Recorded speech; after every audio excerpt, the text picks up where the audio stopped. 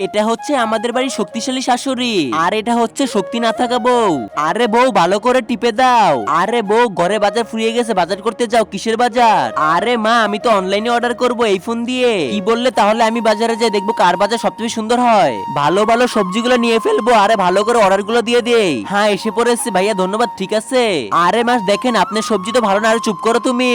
কিন্তু তার আগে তুমি যদি চাও তোমার মা জান্নাতে যাক, তাহলে ভিডিওটাকে লাইক করে চ্যানেলকে সাবস্ক্রাইব করে দাও। আর যদি জাহান্নামে যাক তাহলে কিছুই করতে হবে না, কমেন্টে বলে যাও আই লাভ ইউ মা।